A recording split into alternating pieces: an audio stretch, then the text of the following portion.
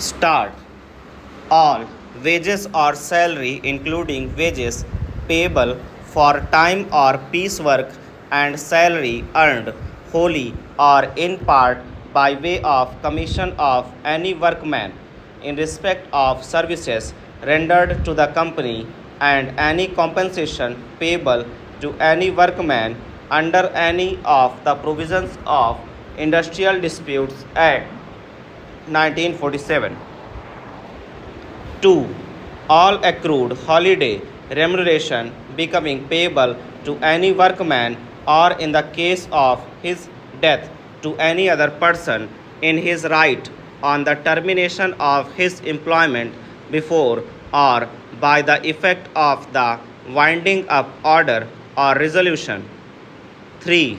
Unless the company is being wound up voluntarily, merely for the purposes of reconstruction or of amalgamation with another company, or unless the company has, at the commencement of the winding up, under such a contract with insurers as is mentioned in Section 14 of the Workmen's Compensation Act 1923, rights capable of being transferred to and vested in the workman. All amounts due in respect of any compensation or liability for compensation of any workman of the company. 4.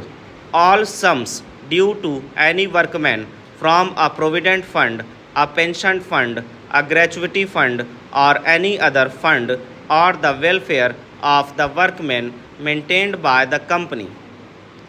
5.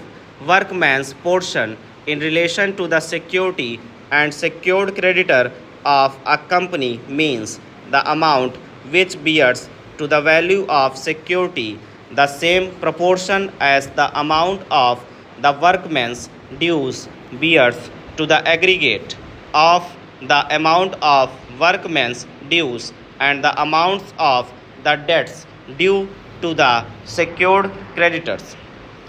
As per Sec 447 of the Companies Act, an order for winding up of a company operates in favor of all the creditors, as if it had been made on a joint petition of a creditor. All creditors are treated as pensioning creditors. Section 456 of the Companies Act requires a provisional liquidator or a liquidator, as the case may be, to take all properties and action claims to which the company is or appears to be entitled into his custody or under his control. Subsection 1A to Section 456 of the Companies Act entitles the liquidator to write a request to the Chief Presidency Magistrate within whose jurisdiction such